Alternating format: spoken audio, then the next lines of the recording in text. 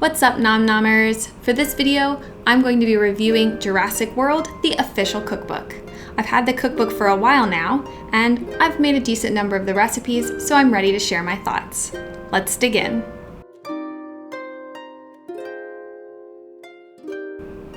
Jurassic World is a theme park where the main attraction is cloned dinosaurs. However, the franchise doesn't really focus on a happy day at the park with friends and family. Usually, a dino gets on the loose and causes death, doom, and destruction. The franchise is fairly successful, grossing almost $10 billion in sales. It includes films, comics, theme park rides, an animated series, and even an official cookbook, which is what we're here for. We wouldn't be a food channel if we didn't spend some time reviewing the quality of the recipes. I test all of my recipes live on Twitch if that's something you're interested in. Now, my favorite recipe was feeding time fish sticks. Something about the breading just made them so craveable. Don't believe me? Watch this.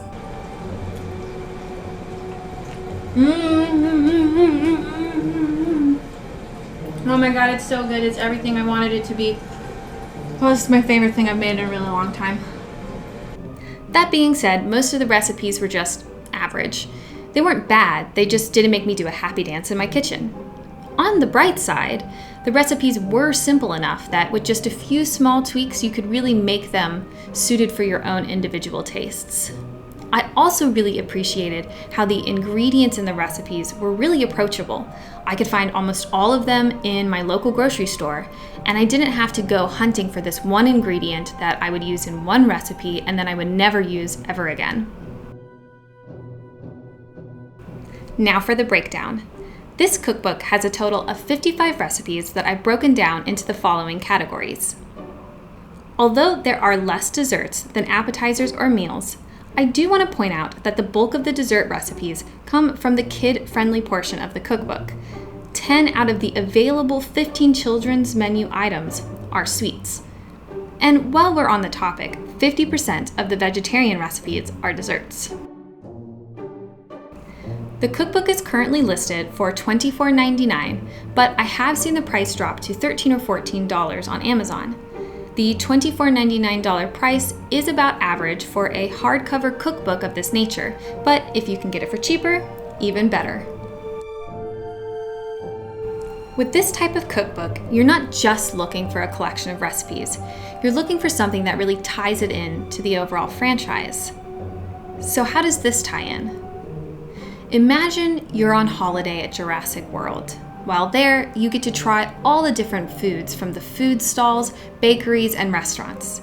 You like the food so much that you purchase a souvenir cookbook that includes all the park favorite recipes. This is that cookbook. Each section of the cookbook corresponds to a section of the park and includes a brief description about what you can see there. Throughout the book, you'll find field guides describing a particular dinosaur, including details like footprint and relative height to humans. You'll also find attraction highlights advising you not to miss out on some spectacular attraction found throughout the park. While these additions certainly make you feel like you're in the world of Jurassic World, where I feel like the cookbook really falls short is in the recipe descriptions. The descriptions are just underwhelming, like they're stuck between trying to be a serious cookbook and providing some fan service. For example, here's the description for the recipe Shrimp a la Isla Nublar. Raw or cooked, cold or hot, served as an appetizer or featured as the star ingredient in a main course, shrimp are incredibly versatile. Here we present one of our most popular shrimp dishes, which features a Central American flavor profile and is sure to please as either a starter or an entree. That's just such a boring description. Like, can't you give us just a little bit more information? Was this dish inspired by a dinosaur? I mean, you could even just tell me the name of the restaurant at the park where you could have gotten this dish. Like, give me some of the details.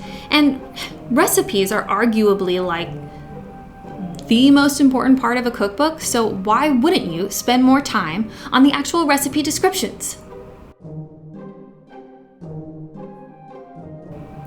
Despite some of the improvements that I wish they would make to the recipe descriptions, I do think this would make a fine addition to any Jurassic World fans collection. And if you're a parent whose kid is in love with dinosaurs, there are some seriously cute ideas for a dino-themed birthday. However, if you are throwing a Jurassic World watch party complete with, dino-themed meals, you might want to make some of these recipes in advance so you can tweak them a little bit to your liking. Thank you for watching this review. I'd love to hear your thoughts on the cookbook, so please drop them in the comments below. And if you liked this video, give it a thumbs up and subscribe to see more. Until next time, bye.